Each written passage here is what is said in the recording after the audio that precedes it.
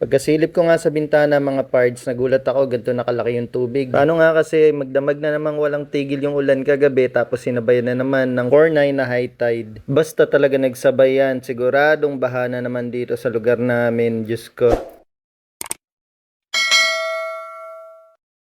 Hey yo, what's up mga pards? Pagkabukas ko nga ng pinto ay eto na at malapit nang pumasok na naman sa bahay namin tong high tide. 4.9 nga yung sukat ng tubig high tide ngayon mga pards. Paano pa kapag nag 5.2 yan? Sigurado papasok na talaga dyan sa loob ng bahay namin. Lumabas na nga muna ako para lang bumili ng sampalok mix dahil nagke-crave dito sa bahay ng sinampalukang manok. Pagkalabas ko nga ay ganito na rin kalaki yung tubig dito sa may kalsada. Sabi ko nga sa inyo basta inabot tong kalsada namin ay sigurado malaki talaga ang tubig. Para lang may idea kayo mga pards. Kasi yung ibang lugar dito sa amin sa Hagonoy, mas mataas yung kalsada kaysa sa mga bakuran dahil ilang beses na nga yung itinaas para nadadaanan ng mga sasakyan. Tinaas ko na nga rin tong tsinelas ko. Paano ba naman pagkagising namin kanina ay inanod kaya naman nagpulot pa ako dun sa may kalsada. Pagkabalik ko nga ay kumukulo na tong niluluto ko kaya naman nilagay ko na rin tong pampaasim pagkatapos ay sinama ko na rin tong mga gulay at hihintayin ko na lang din na medyo maluto pa to pagkatapos ay pag naluto na rin ang sinaing ay kakain na rin kami. Pagka nga ganitong mga parts na tag-ulan ay lihing-lihi talaga dito sa bahay yung mga gantong ulam lalo na tong sinampalukang manok. Pagkatapos nga namin kumain ay nakita ko na marami pala kaming sili dito at malapit na nga matuyo yung iba kaya naman naghanap na rin ako ng bawang at sabi ko ay gagawin ko siyang chili garlic. Madalas rin kasi kaming gumawa ng homemade siomai kaya naman mas masarap to kapag ganito ang magiging sausawan kaysa yung typical na sili lang tsaka kalamansi. Kinahapunan naman mga parts ay nagluto naman ako ng merienda dahil gusto nga mag-movie date ng mga kasama ko dito sa bahay. Ganito nga kasi mga parts ang ginagawa namin every weekend na kaysa lumabas ay manunod na lang kami ng movie tapos magluluto lang kami ng merienda, solve na yon.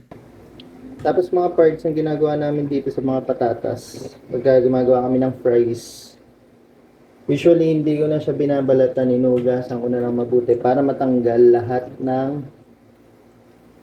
tawag doon, lupa. Nahugasan na natin siya. Meron lang kami ditong 5 piraso.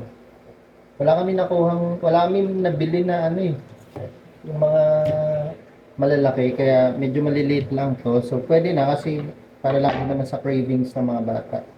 Kapag nagmo-movie nga kami, isa to sa mga nire-request ng mga bata na snacks. Kesa nga bumili kami ng mga ready to cook na french fries, ay gumagawa na lang kami from scratch. Parang ang pinepeg kasi namin dito ang mga parts, yung parang french fries ng KFC at na-enjoy naman namin kapag kami ang gumagawa, lahat kami nasa-solve. Mahiwa ko na nga yung mga patatas, ay eto naman at hinugasan ko na para siguradong walang lupa na masasama kapag kinain na namin to. Ganda nga nito mga parts, yung nabili naming strainer na yan. Pwede mo siyang gamitin kapag maghugas ka ng mga prutas, gulay, karne, o kahit ano pang mga sangkap ng pagluluto nyo. Ayan, so habang nagpe-prepare ng fries, mamaya pa to para sa movie. Ito muna isa, nagre-request ng merienda. So ito, wala eh, hindi kami, pero paminsan-minsan na lang kami kung magpansit canton. Ayan, wala kaming stock, so bumili na lang sa tindahan, kaya napapansit canton kami, pero usually, mi goreng. Yan, mi goreng talaga yung niluluto namin. Pa rin ulan dito. Ito naman mga parts, may share ko lang. Yan. Kasi, itong kalan namin, kapag maliit to, yan, may tendency na dumudula siya.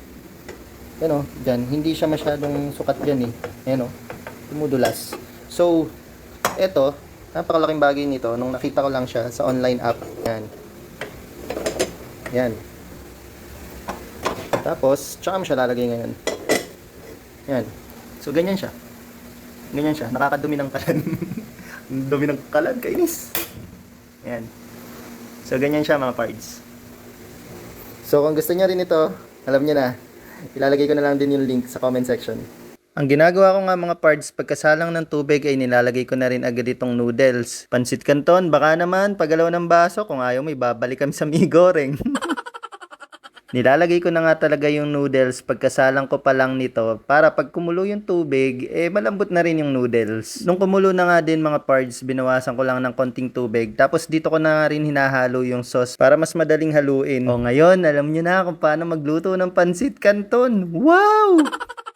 Habang niluluto ko nga mga pards, yung snack namin para sa movie ay natakam ako kaya naman ito at nakitikim na rin ako ng pansit canton. Bukod nga kasi sa fries mga pards ay naisipan ko na rin magluto nitong tofu sisig at matagal-tagal na rin simula nung huli kaming nakakain ito. Isa nga din to sa gustong gusto namin dito sa bahay kaya naman tuwing mamamalengke kami hindi pwedeng wala kaming tokwa na bibilhin. Pagkatapos kong ang hiwain ng tokwa, ito namang siling pangsigang ang hiniwa ko. At pagkatapos ay sinunod ko na ring hiwain itong sibuyas. Madali nga lang mga pards lutuin to, kaya naman kung gusto nyo ng recipe nitong tofu sisig, mag YouTube University kayo.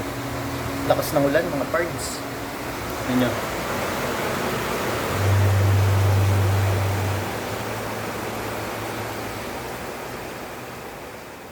Di ko na nga naipakita mga pards kung paano ko to niluto kasi nga nakalimutan ko na ring videohan, pero madali lang yan, promise. Hanapin nyo na lang talaga yung recipe. Hindi rin naman ako food expert at hindi rin ako food vlogger, baka mamaya ay mabash pa ako, sabihin mali-mali na may ginawa akong way pagluluto.